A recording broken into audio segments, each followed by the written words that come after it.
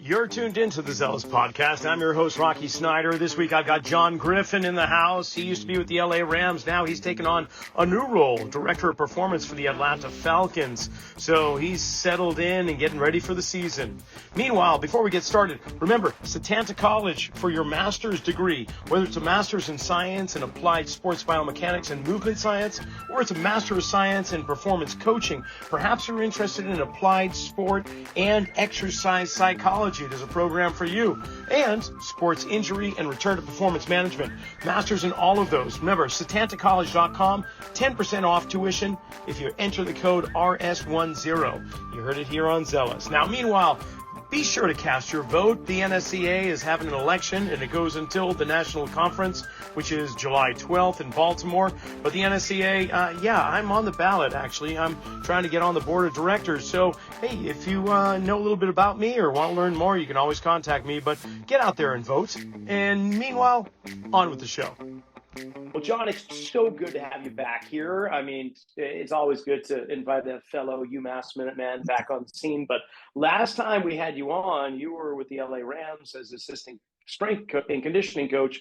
And, well, that's not the case anymore. You are now on the East Coast, Director of Performance for the Atlanta Falcons. First of all, congratulations on the new job and welcome to Zealous. How are you doing? I'm doing well, man. Thank you. I appreciate it. And I'm glad to be back. Yeah, no. So, I mean, elephant in the room, what's that like? What, going from the Rams, leaving there, and then now you're the honcho. You're the guy in charge there with a whole bunch of hats that you're wearing and doling out. What, is your head spinning or what? Honestly, it's a challenge that I've embraced, and it's something that I've wanted for a while. So I would be lying if I did say I had an expectation to be in this role at some point or another. So I was kind of getting that itch the last couple of years to be here. So, the last couple of years, I've kind of just acquired infinity stones along the way to kind of prepare myself. So, I embraced this opportunity when it came in, like I hit the ground running. Dude, first of all, nice Marvel, Yeah, there you go. Yeah, take in there. I like that. So talk about the Infinity Stones. What did you gather? Like, what are you talking about? So just honestly, just being a generalist in the field, not just within strength and conditioning, but just kind of understanding how an organization works. And that's just from a performance, a holistic mindset of a performance realm. Everything from nutrition, return to play, athletic medicine, strength and conditioning, performance science, kind of just understanding the nuances of all of that and how it fits in the whole, similar to if you were given a play call as a football player, not necessarily just understanding your role, but how it fits in the scheme of what the play is designed to do. Do you find that comes naturally to you? I don't know if it necessarily comes naturally to me. It's something that I had to kind of make myself privy to. I don't think that anyone goes out of their way to show you those things, but the relationships that you build and the things you show interest with while you're in the building kind of allow you to have proximity to those things. And it's up to you as a professional to reach out and say, hey, I want to learn more about this space, or tell me what you guys are doing here in this acute rehab, in this performance science space. What are we looking at from a data standpoint? And then just kind of teaching yourself and learning and figuring out, how can you leverage all of these different tools and skill sets to, when you're in a position to do so, kind of deploy them in multiple different regions. And you were doing that in LA at the time, just starting to accumulate some of this experience and knowledge and reaching out to those around you. So just building up I won't say a resume, but just building up the experience so that when you did have this opportunity to go to Atlanta, you're feeling a little bit more prepared for it. Yep, exactly. And I had been used to doing that on a collegiate level. Now, obviously in the NFL is a little bit different, but similar concepts, similar themes, just applying different things you learn and figuring out, what are the small nuances or tweaks that go from a collegiate realm to the NFL. Right on. Okay, so Coach, what's the biggest difference between, without talking about trade secrets or anything, but going from one NFL team to the other? What, obviously, aside from the time zone, what else is there? I mean, you just got a whole nucleus of guys. It's a whole different culture. It's a whole different dynamic. You're learning new people. You're in a different terrain. The vernacular is different. You're honestly just dropped off in an area where everything's in a position where it can almost be molded. But before you can mold it, you got to first kind of sit back and understand and listen. Like, who are these guys? What are their goals? what hasn't worked here in the past? What do they hope to work for in the future? So just a lot of listening, learning a new group of men, a new building, and honestly, that's probably been the biggest difference going from LA to Atlanta. Is just the listening part. Hmm. So, who are we listening to? Like, what different camps within your team, within that surrounds the nucleus? Like, what are you talking about? You're talking about the sports scientist, nutritionist, physical therapist, athletic trainer, Yep. the positional coaches. What are we talking? Yeah, so everyone's going to have, obviously a different lens from their perspective. First and foremost, the first people I'm going to listen to are the athletes, you know what I mean? Because they were there. Those are the guys that are on the field. So just going to different position groups, O-line, DBs, wide receivers, D-line, and saying, hey, what did this look like in the past? What are some things you feel like we need to improve on? What are some areas we can improve? From a performance standpoint, what are some things that you would like to see? And then from then on out, saying like, what do we have the capacity to do? Like, do we have the manpower to do this? Do we have the capacity to do this? Do we have the expertise to do this? And from that point moving forward, either acquire who we need to acquire to make us better, or onboard who we need to onboard in order to basically deploy these skill sets amongst the staff to provide an environment that the players feel like makes them better. And what are some of the suggestions that you got? I'm curious what the players are wanting. Yeah, I mean, honestly, a lot of the players just want to be heard. There's a lot of individualism. Certain guys, want to get bigger. Some guys want to get faster. Some guys just want to get back to a version of what they were coming off injuries. So just kind of listen to the guys and figuring out, hey, this is something that I feel like's worked for me in the past, and taking that and blending it with the program, or inviting them to open up different lanes of maybe they've done something in the past, or they've done something with the trainer that they work with. How can we blend that with the frameworks and the principles that we're applying here in Atlanta? So that way we're still on the same program everyone else is on, but you have small nuances of things you feel like have worked in your career. So just listening to that, I think, was eye-opening for the guys. I'm not going to say that didn't exist in the past, but that was one thing that was communicated to us early on, that guys were looking for here in Atlanta. Right on. And when it comes to selecting your support staff, I'll say your colleagues, your team, how much selection did you have? I won't say control, but how much voice was there? When did you bring guys with you? Did you reach back out to your college days? I mean, the team that's Yeah. around you, how did that form? I mean, I had a lot of autonomy and being able to kind of build a staff, performance science staff, as well as strength and conditioning staff. Definitely wanted to make it a little bit of a contest mobility. There's some people that I knew. There's some people's resumes that I knew of. But the biggest thing was like figuring out, what do we need in this room? What are areas that I feel like I need as a director in this role, to support myself? And how can we best satisfy that with what we have? One, looking at the staff budget, how many people can we hire? Can we build a big, robust team in the performance science space? Yes or no? Okay, no, if it's just one person. How do we acquire multiple people that have proximity to performance science at some point in their career, so we can build basically a quasi, performance science staff within a staff? So those are just all things you look at on the chessboard to figure out, all right, where are some areas that I feel like we need to improve at? And based off of that, these are the people we kind of need to go after. How easy is it to get those people? I wouldn't say it's easy, man. I went back to my college days, so I definitely had to do some recruiting, a little recruiting. Whenever you talk about getting guys to move across the country, you're talking about families and some people leave in really great situations. I was really fortunate enough to kind of recruit my tail off. I got Josh Nelson from Penn State. He was the director of sports science at Penn State, kind of built that department there. I got Paul Constantine from Alabama, which was a big one. I think Saban leaving really helped me plug that one, because a couple of years ago I wouldn't have been able to get that. And Paul was also director of sports science at Alabama. And then got a guy by the name of Eric Jernstrom, who ran his own facility in Oregon. And he, I met him through training Cooper Cup and Brandon Cooks, and he does a really good job. So those are just three guys I knew that if I could get those guys on the staff, we could be rolling. Wow, that sounds like you're just you're kind of in a playground there, and you're Yeah, just it's awesome, choosing your man. favorite toys. That is a great place to be in. So, okay, sports science. You've listed that several times in the short amount of time we've been chatting right now. What elements of sports science are you most intrigued or interested about? Like, what do you think is going to give you the biggest bang for the buck when it comes to the science aspect? Yeah, so it's kind of a continuum that's gonna shift throughout the season. I think you always go from, and I kind of use this analogy, you go from kind of a thermostat to a thermometer. So early on in the off season, like you're trying to drive metrics, like how can I get these guys bigger? How can I get them faster? How can I get stronger? As it relates to whatever their KPIs or demands are for the position. But at some point or another, once football takes precedence, you're more in a monitoring stage. Like you're building flagging mechanisms. You're building frameworks for how can we determine how many of these guys are standard deviations above the norm in terms of yardage ran, high speed yards ran. How are we flagging processes in terms of readiness scores? Things like that, building that. So you kind of go from this realm of where you're driving the needle to shifting to this realm of where now I'm more so creating flagging mechanisms to figure out where the team's at. Okay. Yeah, that makes complete sense. And now you're actually starting a little bit earlier with that because of the coaching changes that have occurred. So you're gearing up to start your summer camp here in May, aren't you? Yeah, so we're coming quick in terms of when that's going to start. I think we'll still start the same time as everyone as it relates to training camp.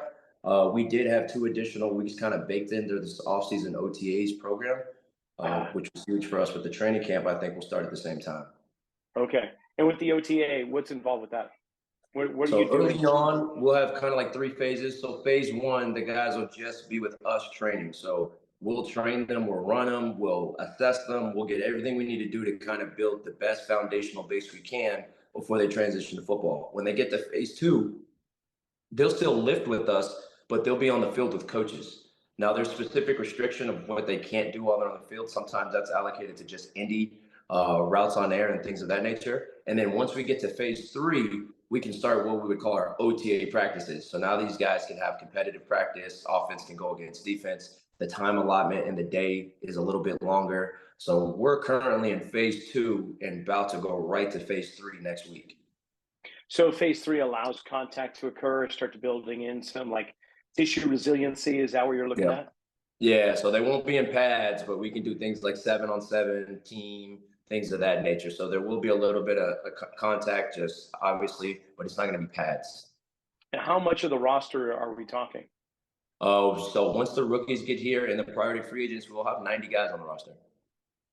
Dude, wow. Yeah. How do you rotate them through the gym, through the weight room? Yeah, so the way we do it, and I know every organization is different, we're going to Yeah. have pretty much like an offensive defensive meet lift swap. So while the offense is meeting, the defense will lift. While the defense is meeting, the offense will lift. And then later in the day, we'll bring those rookies back, and the rookies will kind of get their own lift where we can kind of slow things down for them. So the way it Where do breaks special down, teams fit in? yeah, it's not as bad as it seems. And where do special teams fit in between the O and the D? So in between the O and D in the morning, we'll typically have our special teams meeting to start the day. So right when the Got guys it. come in, the first thing they have in the day is typically the special teams meeting. Okay, so like you say, there's a lot of things that differ from one team to the next, and without calling any teams out, I know looking at some of the strength conditioning programs, some teams they are to say old school, to say rough and tumble. I don't know what would really call it, but there's a lot of volume. There's tremendous volume with some teams, and others back off of that. It's not just about high intensity and high load, high volume. So where do you fall in all that? So I think to have a set philosophy without knowing the demands of the game, you're kind of putting yourself in a bad spot. So I think first and foremost, you got to figure out, with how we're doing our offense, how we're doing our practices, what does the field look like? What's the density? What's the frequency? What's the total duration? And what's the stress of that on the body for an athlete? That will then kind of let you know how much you can move the needle and where you need to basically intervene or basically how you're going to train the guys. Now, with that said, we're always going to be on this continuum of we're training the human being first. Like there's just functional patterns that every human being should be able to do. Next, we'll move on to training an athlete. Any field sport athlete should be able to run, cut, sprint, change direction. And then we'll go to the position specific in terms of like what are some things from a positional demand. But we're always going to start at the human being early on and just build a general foundational base that applies to damn near everyone and kind of go through that continuum as we go. Yeah, So and I for can some see guys how. like O-line and D-line, that may be more valuable. You know what I mean? So, and it may, once we get to the position, it may be a situation where it's on an individual basis where a guy needs to gain more weight. He needs to gain more mass in his lower body or upper body. So how do we create a framework in which the whole team can train, but we can still get what we need to get out of those guys that need specific things to improve at their position? And it makes complete sense, general to specific. And within that, uh, everything is looking to be an assessment at the same time. So Yep. you got somebody that's not able to do these moves, and okay, we're gonna start to redirect you into this particular program, or I need you to work with this person, or it's going to take you to the AT or the PT or whatever, and then you're going to come Yep. back, and we're going to get that kind of hammered out, and then move into more specificity. I imagine Yep. that's your route. Yeah. Yep. So what's okay? Biggest challenge so far that you've found? I would say I wouldn't necessarily say it's a negative challenge. It's for sure a positive one. Just kind of being a leadership role, giving people autonomy, but also creating guidelines and frameworks for what areas which then they can operate in. But just going from an assistant role to a director role, you obviously have people that you're managing underneath you, and you want to give these people autonomy. You want to let them do what they specialize in, but within the same right. Like you want to make sure we're all headed in the same direction too. Okay, so who are your influences when it comes to understanding good leadership? Are there books? Are there speakers? Where are you Man, getting I that? can't. I read a ton of books on leadership. I'm a big autobiography guy.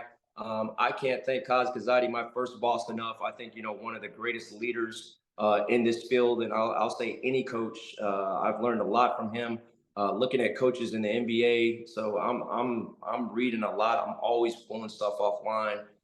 So I wouldn't even know where to start with that. So Okay, so what about advice to somebody that is looking to improve their leadership skills? What are the big bedrocks for you that you've found to be the most important when creating such a thing?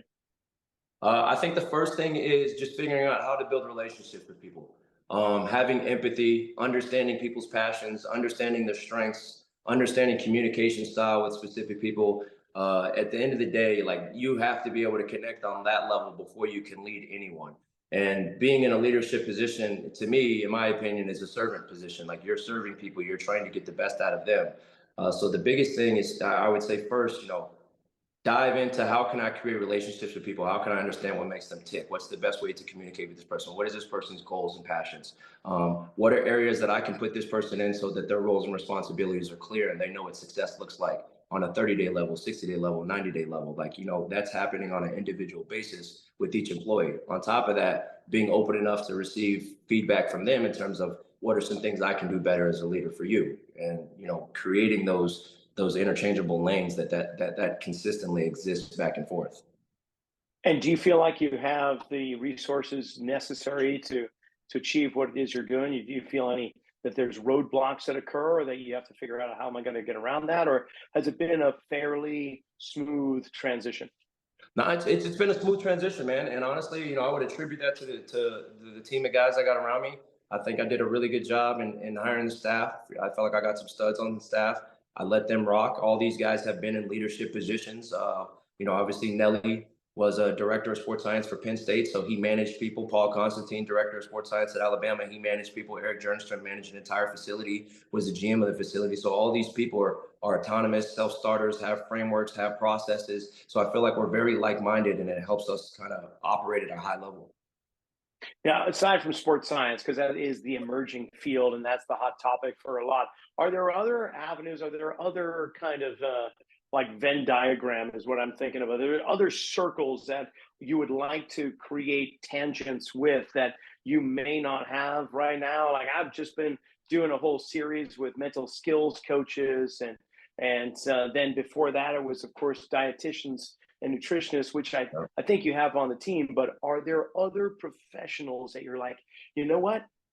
Even if it's like a financial consultant, I don't know what it is, but are there avenues or areas that you're like, I think that would make us even more holistic? Yeah, I mean, obviously in this director of performance role, when you operate as a director of strength and conditioning, but with that said, there's a lot of stuff that happens on a general level.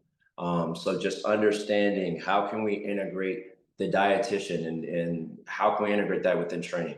The return to play, how can we integrate that with training? Like, what are things that we can do from a performance standpoint that can blend over to return to play, can blend over to athletic medicine? How can we leverage and vertically integrate nutrition within this? The mental health aspect, what is the communication of the language that's going across the building? What's the vernacular we're using? So you're pretty much trying to take all departments, blend them together. How can we vertically integrate this and basically create one holistic framework where we all support one another?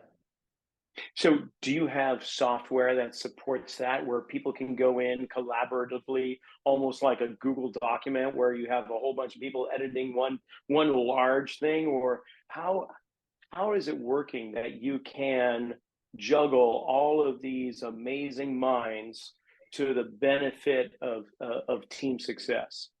I think the number one thing is the onboarding process.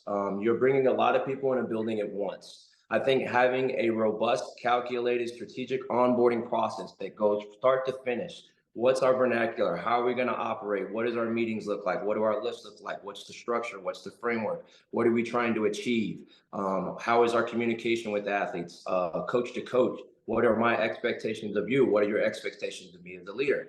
Department to department, what is our expectations? What are our roles and responsibilities as a department? I think having that onboarding process where all of that's communicated, all of that's laid out, all of that's put on paper makes it that much more clear that once athletes get there and you're actually rolling, you can kind of deploy this framework and system where everyone's moving in the same page. I don't think that happens randomly. I think you have to intentionally create that.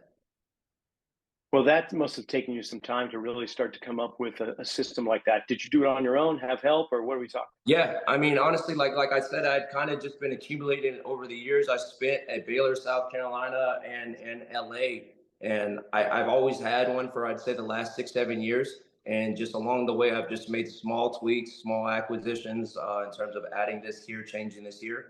But I think I've always had that in my back pocket. It's just kind of the way I was raised coming up at Baylor. I've always thought like, hey, if you were to just run a program tomorrow, what's your process? Like, how are you starting it? Like, are you just coming in as one person, or are you coming in as a business model that you can deploy amongst an organization?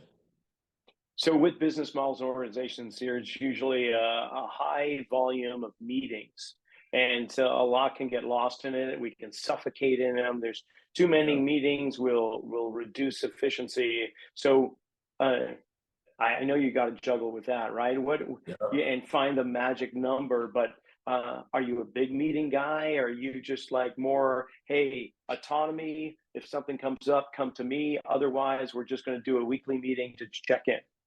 Yeah, so I think there's two parts to that. Like you have to have some sort of formal communication, and there's a rhythm to that. Now, with that said, you want to have formal and informal communication. Like understand when informal communication is the best route and when formal communication is the best route. So every 2 weeks, like there needs to be a global check-in with all staffs. Where are we at from every single department? On an acute macro micro basis, it may be more, hey, let's squat up as a strength and conditioning staff every 2 days or a day before the lift to make sure we were doing the lift. Now, if it's something on the fly, after action report, we can do that while we're grabbing lunch. That can be informal.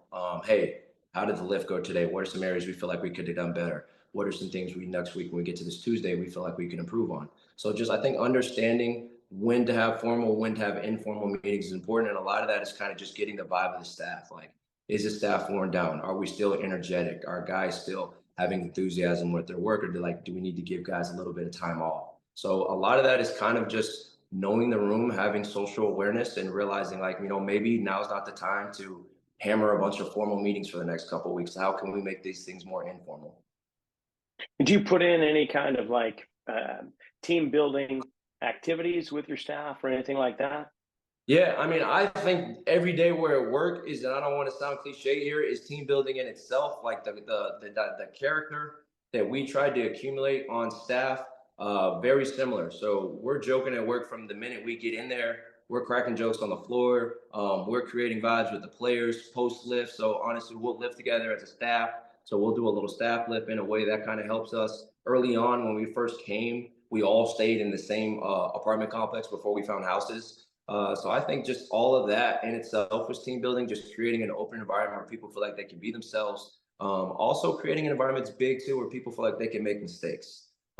And letting them know that we're going to fail in specific areas, and that's not bad. We just have to learn from those and what are ways that we can improve. But like being scared to make a mistake and creating an environment in which guys are scared to make a mistake, I feel like is not really advantageous of success. So I think that is just top down. We all have that mindset that we're comfortable being who we are. If we don't know something, we'll ask questions. If we make a mistake, we have accountability and ownership in those areas. And we're like, hey, how can we get better at it? Because at the end of the day, our job is to create an optimal environment to serve the players. And are there any kind of unsung heroes that typically on an NFL team, support team, that is, not the players themselves, and not the head coach or assistant coach? I mean, your group of support. Are there any people that have a tendency to kind of just do so much and yet they often stay in the shadows? Yeah, I mean, I think anyone in that performance science role that's actually crunching the numbers, there's a lot of operational requirements from that. Like we look at it in two ways. You have your strategic requirements of the job, which we would look at as like actually coaching on the field. That's coaching, that's creating frameworks, that's programming, that's what we would call strategic. But then behind the scenes, there's a lot of operational stuff. Data hygiene, cleaning data, collecting data, getting stuff turned on, getting stuff turned off, creating, pretty much presentations and how we're going to present the data, going through and making sure that there's not anomalies, figuring out what's the best way to communicate this. So whoever's running that performance science space, depending how big that department is, there's a lot of operational work that goes on behind the scenes. And at the end of the day, we'll see the numbers, we'll see the reports, but a lot of people really don't see the demand on what really happens behind the scenes with that. Well said. Okay, so you mentioned data hygiene. Are we talking about just shutting down the noise on a lot of the stats that come through and just getting to the core, or what's data hygiene? Yeah. So obviously you're looking for spikes. You're looking for validity issues. You're looking at covariance of like rep to rep. Like there's so many things that you can look at in terms of like, is this clean data? The things that we're making decisions off of, do we feel comfortable and confident in the data that we have? Like, is Reliability and validity. Yes, yes. Got it. What are the big ones for you in terms of the information you want to receive when it comes to data? What are you looking for? The biggest one for me that I'm going to look at, and obviously our staff is going to look at a multitude of things, is I'm going to look at field data from practice. And we're going to look at within position group, person to person. We're going to look at themes for the day. Are we matching things for the today? If today was a high day, was it a high day on the field from a yardage standpoint, from a high speed yard standpoint, A cells, D cells? Are we having undulation in our days? Are we having undulation in our practice? Is there anyone that's lagging behind the norm of the position group? Is there anyone that has an exogenous amount compared to the position group? I think that is the number one stressor. So that's the number one thing that we need to be on top of in terms of managing. Is that also an indication of when the cuts come around after camp? Not necessarily. Do they look at those numbers? No. No, I wouldn't say it's necessarily that. I think you're just always, you're never gonna completely mitigate injuries or risk, but I think you're always just trying to shift risk. Like every single day, where is most of my risk occurring? Is it with a position group? Is it with an individual? Is it with globally as a team? Is it specific to a period that's extremely dense? I think you're just trying to look at it based off the trends, based off what you've done going into this next day, next week. Where are we taking our biggest risk, and what are ways in which we can try to mitigate that and shift or disperse that amongst different areas? Yeah. Shifting risk. I like that. Yeah. Risk shifting. So we've got some new rules coming down the pipe here for the season, like play rules, kickoff, return. Yep. Another big one escaping me right now. But I guess my question is, how do those relate to you, or how are you relating to those? Are they changing the way in which you're preparing the players? Will it change it, or is it just something to be aware of? Yeah, I think that goes back to, and this is This can get complex. It can also be simple. I think it goes back to having relationships with your coaches. So, as a special teams unit, as an organization, typically, what type of special teams unit is this? Is this a special team that deploys a lot of combo and bigs players on their special teams? Some special teams will be like that. We'll have a lot of D linemen, a lot of OLBs, a lot of inside linebackers on a special teams unit. Versus some unit organizations are like, we value speed. We're going to have a ton of DBs and safeties on our special teams. So once you figure out what's going to be our core four special teams players, what position group is that pulling from, you can then look at the demands of these guys and figure out, all right, where are my risks shifting? So if I have a bunch of D linemen, OLBs, and inside linebackers that are playing core four special teams, kickoff return, punt, and punt return, that's a lot of volume, high speed volume from a bigger body that you need to make sure that this guy's prepared for, which he may not necessarily be getting prepared for within his position. So I think at first and foremost, you have to figure out what is the dynamic of what is our strategy as a football team, what's the makeup of our special teams, and then you can go ahead and train a team to fit that. That's a big task in itself. I mean, we're looking at with the changing of the rules, just with the kickoff return. You're going to change the profiles of the players. Essentially, Yep. You're not going to need somebody to cover so much yardage in such a short amount of time. So you need mass and impact in a smaller range. So yeah, it's going to be interesting to see how they line it up. So how do you prepare a player for that higher level of impact? Is there something in conditioning that has come along in the last few years that's a little different to build the resiliency of a player? Yeah, I mean, I don't think there's going to be any secret sauce or magic. Obviously, you want to build a great foundation. You want to address strength. I think recently there's been a lot of literature that's come out, and a lot of people have put a lot more focus into training athletes as it relates to tendons, Achilles tendon, shoulder tendon, hamstring tendon, so knees, patellas. How can we make sure those things are solidified? And then on top of that, like, are we inoculating the hamstring muscles and the hamstring tendons? What is our process for doing that? How are we progressing that? What's our periodization? What's our undulation of practice? If these guys aren't getting it positionally within practice, how can we fabricate some areas in which we know that they're getting it? Is that happening pre-practice? Is that happening post-practice? Can we slide a D lineman in on a kickoff drill, even though he's not on kickoff, just to try to get that? Can we grab a guy post-practice and maybe accumulate some more high-speed yards?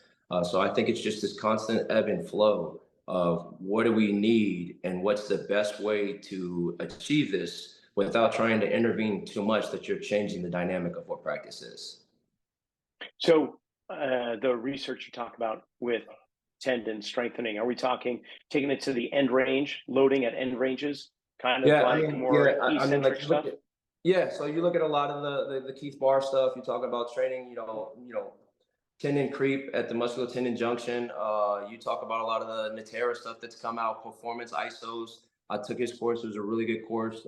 Jill Cook. There's a lot of stuff out there in terms of like how can we, improve cross-sectional area of the tendon, lengthening elasticity of the tendon, resiliency of the tendon as it relates to the Achilles, ankle, patella, hamstring, and what are some protocols that we feel comfortable about as a staff progressing these guys through. What's our progression? What does it look like? What's our exit criteria for we feel like guys are where they're at, that we would deem a guy robust or healthy enough to take on the demands of football. Nice. Okay, you have your schedule all laid out for the entire season. How much do you take that into consideration? I mean, obviously there's going to be games on Sundays, Mondays, Thursdays, occasionally like maybe Saturday, whatever. But during the regular season, do you have any do you know if you're being travel abroad? Do you have any international We don't have any abroad games. So we don't have our official schedule. That'll be next Wednesday, but we do have which games are home and which ones are away. Now, next Wednesday, the whole schedule will drop in terms of what time the games are at and when they're being played. How much does that influence what you're doing? Majorly, in a major way. I think you're looking at stretches of where are my away games as a team? Where do we have these short Thursday night or Monday night football where it's a quick turnaround? What notoriously, if you watch football and you know the demands of specific teams, what games do you feel like are going to be more physical for position groups? If this is notoriously a very run dominant team more than likely the trenches are going to get a lot more work. If this is typically a team that lives in 11 personnel and airs it out a ton, okay, well, we know that DBs and wide receivers are going to get a lot of work. Now, with that said, like you're trying to, again, shift risk. Where are my biggest areas of risk in this schedule? Now, all of that is happening with the thought process that guys are healthy. What changes that entire dynamic is if guys aren't healthy and certain positions are short, that may change that completely. But initially on, you can go ahead and circle like, hey, this is going to be a rough point in our schedule. We're going 4 away games back to back. That's a lot of travel. And then we come back to a Monday night football game. So therefore, in the programming, let's make sure that that may be a deloaded week as it relates to the block. Or let's make sure that that's not a strength development week where we're loading up guys and we're kind of pulling back to allow them to kind of recover, but at the same token, still training them. How many weeks ahead do you plan that out? Or do you plan that whole thing out once you know the schedule? We'll plan the whole thing out once we know the schedule. So once we go to training camp, we should have training camp and in season have a plan written. Now, with that said, you're going to probably deviate from that, shift that, things will move. But initially on, you can go ahead and say, hey, the beginning of the season, while guys are fresh, that's when we want to kind of hammer and return to some of this strength stuff. So slower speeds, when you talk about velocities, we're in those 0.45, 0.5 range. And then when we get to those bigger stretches, maybe we focus more on power. We deload the musculoskeletal system, and we're in the faster ranges. Maybe we're at a 0.9 mean. Maybe we're at a 2.1 peak velocity. All that's to say, like we're still driving stimulus with the athlete, but we're kind of deloading them a little bit so that they're not taking that stress of all the weight on their body. Okay, so from a spectator fan perspective, I love Thursday nights. I love Thursday night games. But from your perspective, you're like, forget you, man. I just want Sundays and keep it Sundays, right? I mean, you got to admit, having a turnaround from a Sunday to a Thursday, that's got to pull your hair out. Yeah, it's rough, man. It's rough. So how do you address that? I mean, I can only imagine, first Monday is just films and maybe some gentle stuff. Tuesday, are you really going to do some lifts on Tuesday? I mean, I can see restorative, regenerative stuff almost the entire week, but you've got to put a lift in here and there. How do you address that? Yeah, I mean, it depends. It's organization, and it's obviously going to be based around when our meetings are and what coach wants to do. We're obviously going to have recommendations for when that should take place. I'm a big believer in day after the game getting in there. That's not necessarily in terms of driving strength, but just getting guys back feeling good. Bringing them back to a state of homeostasis, restoring movement, getting them out of cleats, getting them bending, maybe hit some isos, get some blood flow to certain parts of the body. So big believer in get them in the day after the game. And then figuring out, what's the practice schedule? Like, are we comfortable? Are we the type of team that we feel has enough responsibility where maybe that Wednesday is a walkthrough, where we're taking visual reps, it's a jog through? Or are we the type of team that's like, hey, we only get better when we take reps. So therefore we have to practice. I think that just goes to the nucleus of, coaching and the character makeup of what type of guys are you acquiring on the team. Do you know what kind of team you are yet?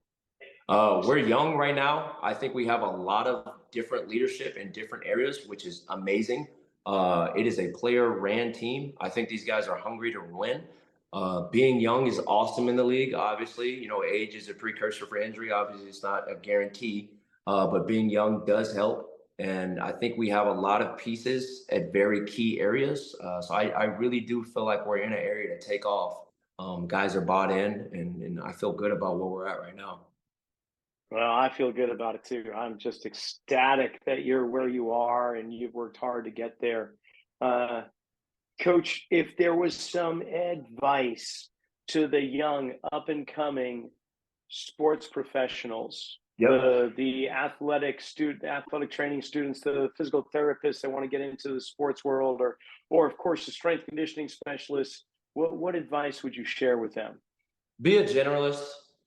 There's so much specialization that's happening these days, and there's nothing wrong with it, but so many people want to specialize in a specific area. And I feel like at the end of the day, you kind of start off, your intern level, you're assisting with everything. You're in this general area. And then you'll kind of go upwards where you find a specialty lane. But then once you get into a position of leadership, you kind of return right back to this general area. So as much as you can learn from different departments, from different areas, different nuances within the performance realm, it's only going to make you that much better at what you do once you get to where you want to get. Right on. So for you, as a generalist, what areas of specificity pique your interest at this point? Yep. I would definitely say the performance science space piqued my interest because you can flag, you can monitor, you can figure out where your risks are taking place. And I think a lot of what happens in season from a performance staff is figuring out how can we mitigate risk, continue to train players, and essentially manage the team in a way that we feel like we're taking less risk week to week while also tactically improving as a football team. I think that's a skill set. I think that you have to have some processes in place. I think you have to believe in your process. And I think you have to have a team of multiple ideas, multiple eyes of people looking at things to figure out, hey, this is a potential area that could be trouble for us. How do we mitigate that? What is our solution? What is our intervention? Okay, last question. How much sleep do you get? What's your work schedule like? When do you get there? When do you leave? Because I'm amazed you actually have time for me. So thank you first. And then I want to hear, how much sleep do you get a night? I feel like I've gotten the same amount of sleep for the last 10 or 15 years, man. Like I'm good 5.5 to 6. Like I'm not recommending that for anybody, but 5.5 to 6, like I'm good to go. I'm not one of those guys that's at work at 4 a.m. Listening to podcasts, hitting the Aerodyne bike. We're going to have a coach's staff lift at 6 a.m. It's awesome. Our entire defensive side of the ball is in there. We got some offensive side of the gut coaches that are in there. So we'll be in there 5:30, 5:45 to get those guys ready for that. Crank the music up. Rod does a great job kind of creating a vibe and setting the tone for the day. That's also a super easy way to have informal communication with the coaches. Special teams coach, hey, what's the period of the day? What are you thinking out there? It's a way to figure out the head coach to get in with you, like how's the team doing? From then, our first lift won't till 8:30, so you have some time to get breakfast. And then typically our day after you finish meetings, and if you want to lift in the afternoon, it'll wrap up somewhere around 5:30. And now as we shift throughout the season, like that'll change. A lot of that'll change. So some days the days will be shorter, some days they'll be longer. Oh, that was not what I was expecting. I thought you were going to give me like 14 to 16-hour days. No, you go home, you man, shove some dinner in and go. No, we're very efficient with our time, man. I think that the staff that you hire is a very big deal. You know, how fast can we grasp concepts? How much autonomy can you give guys? How many times do we have to go over one thing? You know, I think if you acquire the right staff, you can work efficiently, still get the job done and do a really high level job. But I think it all just goes into like who you're hiring and what your staff dynamic is. Okay. Favorite restaurant you've found in Atlanta right now? Where would you go tonight? I have not found one yet, man. Like we have food at the facility. So I just eat at the facility every day. Now I got to venture out and look around. There's a lot of stuff. I get a lot of recommendations. I have not tried one yet. Oh man, I'm disappointed. Okay. Next time I talk to you, I want it because I know somewhere along the way I'm going to find myself in Atlanta and I'm going to need some advice from you. We'll find some place. We'll find some place, man. Yeah. I went to Bojangles the other day, but I wouldn't say that's a brag. Yeah. Coach, this has been so great kind of reconnecting and I can't tell you how ecstatic I am for you and here's this promotion and the upcoming season, stage 3 OTA, then you're into the summer and then we got preseason and we're fully into it. Before you know it, the Super Bowl is going to be here. So and I hope that your team goes all the way and makes it because it'll be fun to see you on the sidelines there. Thank you, man. I appreciate that. And that brings this episode to a close. I want to thank Coach Griffin for coming on and giving us an earful about what he's doing in Atlanta. And good luck with this upcoming season. Meanwhile, go to nsca.com, cast your ballots for the board of directors and a few other things on the list. And don't forget, setantacollege.com has programs not just in Masters of Science, but a whole bunch of others. You can just go to setantacollege.com, enter that RS10, little coupon code for 10% off tuition. And in the meantime, we'll see you next week.